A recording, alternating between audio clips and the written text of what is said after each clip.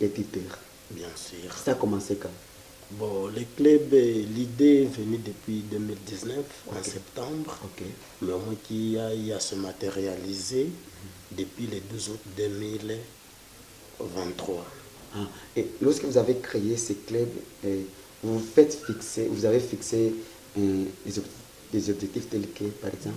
Bon, nos objectifs sont entre autres faire les coachings, l'encadrement et le soutien scolaire des enfants, mais également des adultes parce qu'on forme aussi des grandes personnes, mais aussi faire l'orientation scolaire et professionnelle des apprenants. Ok, mais l'importance de ces clubs ou bien d'un répétiteur à la maison, il a quelle importance? Merci beaucoup. Parce qu'il y a beaucoup de parents qui se disent, oh, je vais prendre un répétiteur, je vais prendre un enseignant à la maison. Cet enseignant-là, il a quel rôle au niveau de la maison? Bon, bien merci, mais avant d'y aller, peut-être, je peux essayer d'évoquer quelques éléments motivateurs qui nous ont motivés de mettre en place cette entreprise. C'était entre autres les difficultés des enfants. Bon, il y a certains enfants qui présentaient des difficultés dans telle ou telle autre matière. Il y a l'analphabétisation. Bon, on peut être richissime dans cette ville, mais on n'a pas eu la grâce d'être à l'école ou de suivre toutes les études possibles. À part cela, il y a parfois on rencontre que les parents sont occupés de tous les côtés. Papa travaille quelque part, maman travaille quelque part. Il n'y a pas qui orienter, qui suivre, qui soutenir ou qui faire les coachings scolaires des enfants. Voilà, c'est parmi les éléments actuellement qui vous ont motivé bien sûr, à créer ce club. Il y a aussi la non-maîtrise du français pour certaines gens, de l'anglais, mais également de l'informatique. Avec cela, nous faisons toutes ces affaires là-bas. Alors, en quoi cela consiste ou qu'est-ce qui nous motive en plus de le faire? Voilà qui est certaines notions complexes que les enfants prennent au banc de l'école avec leurs professeurs. Vu les pléthores de certaines écoles, mais également par les pléthores, il y a des enfants qui n'arrivent pas à bien assimiler des matières. Et bon, avec cela, nous accompagnons pédagogiquement ces enfants là-bas.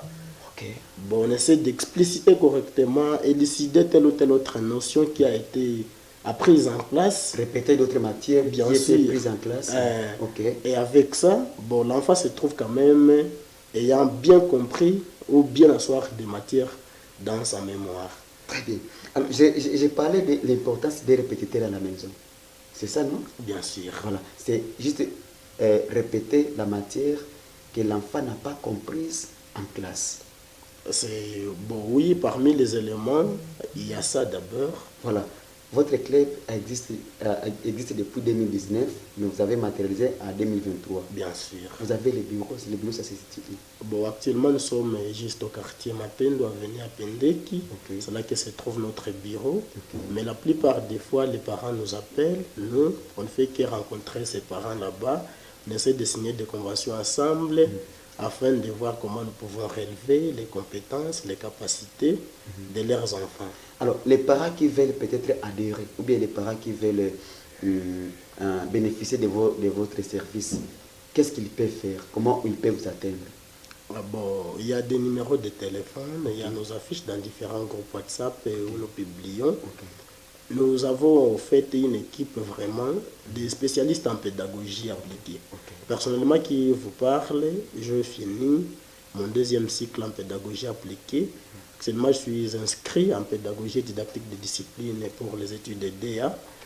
Au moins, avec notre équipe très bien informée, expérimentée, composée des enseignants des grandes écoles de la ville, vraiment, nous essayons de bien faire. Et les parents qui veulent nous atteindre, qui veulent adhérer, peut-être. Il y a des questions que nous avons l'habitude de poser, entre autres, savoir d'abord la classe de l'enfant, savoir où réside l'enfant, il reste où. Bon, on veut connaître son école où il étudie, parce que les écoles aussi diffèrent. C'est différent, oui. Oui, oui. Un enfant qui étudie dans une école comme Maman Moulezi, un enfant qui étudie dans une école comme Kratos, comme KISS, nécessiterait un enseignant aussi qui s'y connaît. Voilà. C'est cela. Parce qu'on ne va pas envoyer n'importe qui. Voilà, l'année scolaire a commencé. Bien sûr, depuis le 2 septembre. Comme l'année scolaire a commencé, et avec votre service, vous avez déjà débuté avec votre service. Il y a des parents déjà qui ont commencé à adhérer à votre système. Nous avons plusieurs parents qui ont déjà adhéré. Actuellement, nous avons 117 enfants dans toute la ville de Goma que nous encadrons. 117 enfants. Bien sûr. Et est-ce que les parents, ils sont motivés ou bien ils voient quand même qu'il y a du sérieux, qu'il y a du sérieux dans vos services? Bon, le sérieux dans notre service ne peut pas manquer. Parce qu'il y a des supervisions sur le terrain. Bon, et surtout que nous sommes tous d'abord des enseignants majuscules.